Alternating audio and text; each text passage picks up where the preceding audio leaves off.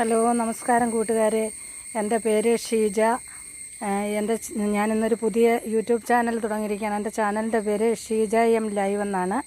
ഞാൻ ഇപ്പോൾ ഉള്ളത് എൻ്റെ തറവാട്ട് വീട്ടിലാണ്. ഞാൻ എൻ്റെ വീട്ടിലേക്ക് വന്നതിൻ്റെ ഉദ്ദേശം, ഇവിടെ എൻ്റെ വീടിൻ്റെ മുറ്റത്ത് നല്ലൊരു വെള്ള മൂവാണ്ടൻ മാവുണ്ട്. അപ്പോൾ അതിൽ നിന്ന് കുറച്ച് മാങ്ങ പറിക്കാമെന്ന് ഉദ്ദേശിച്ചാണ് വന്നത്. കുറച്ച് മാങ്ങ നല്ല മാങ്ങയാണ്, കണ്ടോ, നല്ല സൂപ്പർ മാങ്ങ. പഴുക്കാറായതാണ് ഉദ്ദേശം. ഇത് നന്നായി പഴുത്തതാണ്.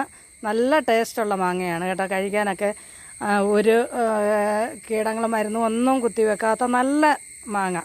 അതുപോലെ തന്നെ മാങ്ങ പറിച്ചുകൊണ്ട് നിന്നപ്പോഴാണ് വീടിൻ്റെ മുറ്റത്തായിട്ട് കാന്താരി, കുറേ കൊല്ലം നിറയെ കാന്താരികൾ ഇങ്ങനെ നിന്ന്, അതിൽ നിന്ന് പഴുത്തതും പച്ചയായ കുറേ കാന്താരികൾ പറിച്ചു.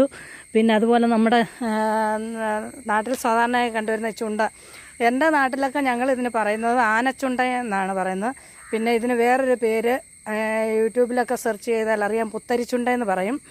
ഇത് നല്ലതാണ്, തോരൻ വയ്ക്കാനായാലും കറി വെക്കാനായാലും ഒക്കെ നല്ല ചുണ്ടങ്ങയാണ്. ഇത് നമ്മൾ കറി വെക്കുന്നതെന്ന് പറഞ്ഞു കഴിഞ്ഞാൽ, ഇത് നമ്മൾ പറിച്ച് നമ്മൾ അരകല്ലിലോ മിക്സിയിലോ ഇട്ട് ചെറുതായിട്ടൊന്ന് ചതച്ചിട്ട് ഇത് വെള്ളത്തിലിട്ട് ഞെരടി ഇതിൻ്റെ അരി കളയണം. അപ്പോൾ കുറേ നേരം അത് വെള്ളത്തിലിട്ട് കഴിയുമ്പോഴാണ് അതിൻ്റെ കട്ട് പോകുന്നത്. ആ കട്ട് പോയതിന് ശേഷം നമ്മളത് തോരൻ നമുക്ക് തീയൽ വയ്ക്കാം.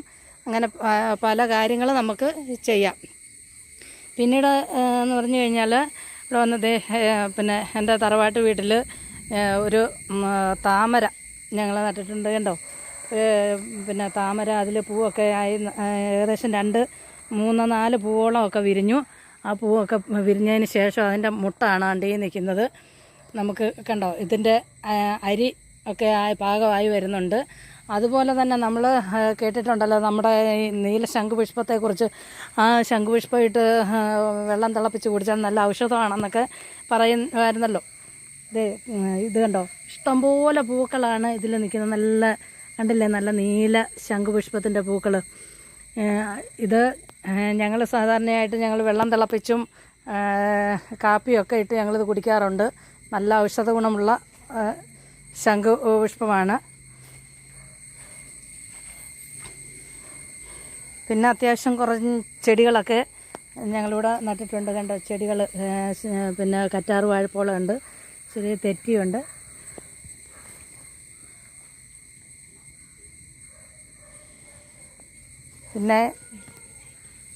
പിന്നെ ഇത്രയൊക്കെ ഉള്ളൂ.